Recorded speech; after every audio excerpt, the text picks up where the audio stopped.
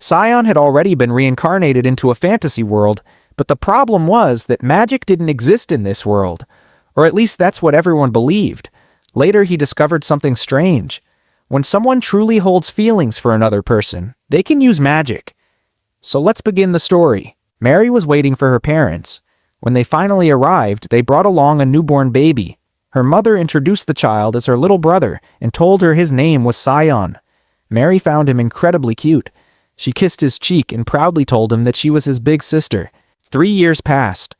Mary was running around excitedly, shouting that she had won. "Big sister, you're really fast," Sion said. "Well, of course," Mary replied confidently. "I'm the big sister." Just then their father returned home. "Mary, your face is as bright and cheerful as always," he said. Sion also came over to him. "Sion, you're very reliable," his father said. "Reliable? That's not me, that's big sister," Sion replied, making Mary laugh as she agreed. In her heart, Mary truly believed Sion was reliable. He helped their mother with chores, never wet the bed, woke up early every morning, and sometimes when she looked at him, it felt like he was thinking like an adult. One day, Sion was quietly reciting something that sounded like magic spells. Seeing this, Mary started teasing him, thinking he was playing some weird game.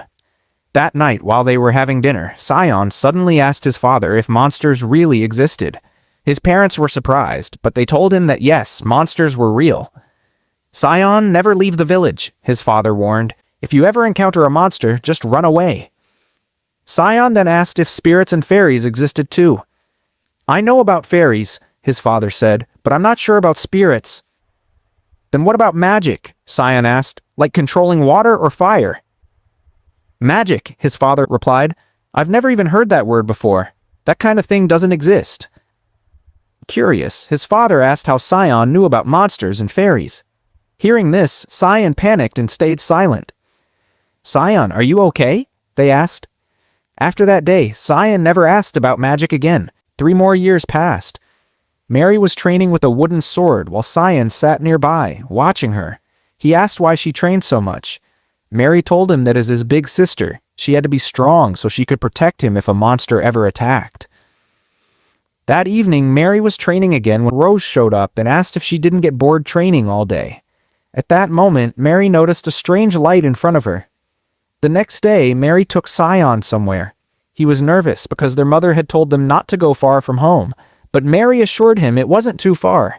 By evening, they were sitting near a river. Strange lights began to appear near the water, and Sion was shocked. After sunset, the lights started glowing even brighter.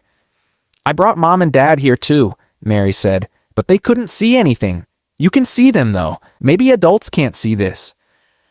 "Could this be the magic you were talking about before?" she asked.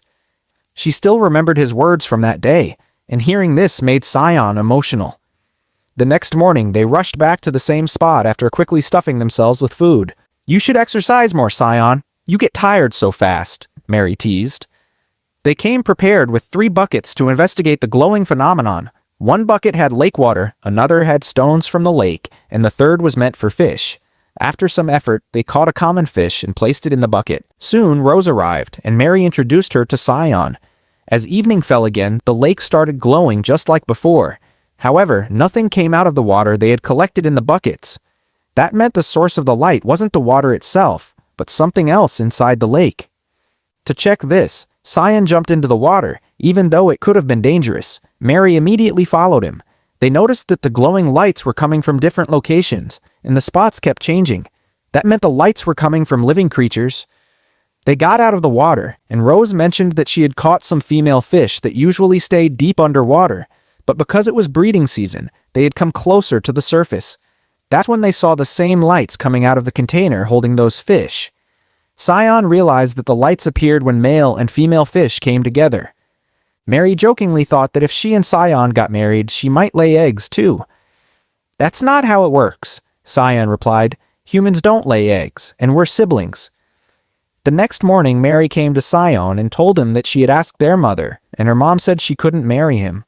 Mary became sad, thinking that one day she would marry someone else and have to leave Sion behind. Sion told her that he wouldn't let her get married and that they would always stay together. The 2 of them hugged, and at that moment, Sion felt the same magical energy flowing out of him again. That's when he realized the truth.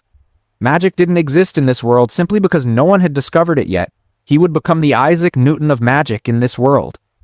The scene then shifts elsewhere. It was midnight. There was a man who believed that if someone remained a virgin until the age of 30, they would gain magical abilities.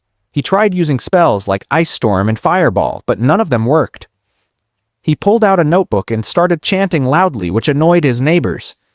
In the end, it was all a lie. He had believed magic was real and never even tried to get a girlfriend. As he started regretting everything, he suffered a heart attack. "I don't want to die," he cried. "In this world, knowledge is just one click away. Everyone else is happy with their lives, but not me. When I found out about the virgin at 30 magic theory, I was so happy." Back to Sion. He explains that he wanted to know whether magic truly existed, so he gathered a huge amount of information. Eventually, he concluded that magic didn't exist here either, and he had given up hope. But a few days ago, something strange happened, and researching it would take time. Even now, he wasn't completely sure whether magic truly existed. Just then, Mary entered his room to call him for snacks.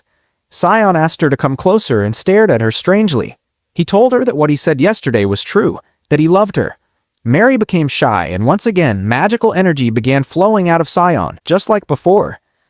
That meant magic was triggered by expressing emotions. "There has to be another way," Sion muttered.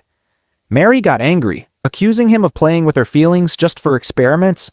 Sion quickly explained that his feelings were real, and Mary eventually believed him. She believed everything he said. Over the next month, Sion discovered that using more magic increased his capacity, and only people around his age could see the glow. However, he still couldn't create magic orbs like the fish did. "Wait a second. Are those fish stronger than me?" he wondered. "No, that can't be possible." He began focusing not just on his emotions, but also on controlling his magic. Energy gathered in his hand, and he became excited. He punched the wall with that hand, but it still hurt. He named his new invention Collection Magic. One day, their father took all three of them out for training. It was the first day for Sion and Rose, but Sion felt like it was a complete waste of time. He wanted to spend that time learning magic instead. Before long, he collapsed from exhaustion. Sometime later, Sion went on a ship with his father to Storia City. Their entire family went along, as the city was not far from their home. They were there to buy household supplies and some weapons. After shopping for household items, they visited a blacksmith who was an old friend of Sion's father. They had ordered a new sword for Mary, and that's when we learned that it was Mary's birthday. After that, they left the shop and moved on. Sion notices a fairy locked inside a cage. He asks his dad about it, but his father tells him not to pay attention to it, saying that shop isn't meant for them. After that, we see a man who is cutting firewood and heading back home. Suddenly, a boy collapses in front of him and says that everyone has been killed. He says this needs to be reported to their lord immediately. When the man asks what happened, the boy explains that goblins were responsible for the massacre. Meanwhile, Sion has now reached the point where he can maintain magic in his hand for 10 seconds. The heat coming from it is much stronger than before. But even that isn't enough for him. He wants to do something that is truly magical. Just then, voices come from downstairs, and we see several people gathered around Sion's parents. They all leave together with his father to deal with the goblins. Sion thinks to himself that if he could study goblins, he might learn more about magic, but he doesn't understand why everyone is so worried. Goblins are supposed to be weak, right? "Gather the elderly and the children here," someone says. "We'll go and take care of them. Don't worry about us. There are only 2 goblins anyway." Before they leave, Sion asks if goblins are intelligent and physically capable enough to climb over walls. His father tells him no. Hearing that, Sion suggests they should hide upstairs and lock the door from below. Soon, all the doors are secured and everyone hides upstairs. They have no way of tracking time, so they don't know how many hours have passed. Then, a goblin appears outside their house. It starts scratching the door with its claws, and everyone inside can clearly hear the sound. The goblin breaks through a window and enters the house. It comes upstairs but walks past their door, and hearing it leave, everyone feels relieved. Suddenly, lightning strikes, and a woman screams in fear. The goblin hears the sound, turns back, and starts smashing the door. Moments later, it breaks in. Sion realizes instantly that this goblin is nothing like what he imagined. Seeing it up close, his legs give out, and he collapses. The goblin laughs at him. Mary steps forward, drawing her sword to fight it. But with a single motion, the goblin knocks her sword out of her hand and moves in to attack her. Their mother rushes in and saves Mary, but then the goblin turns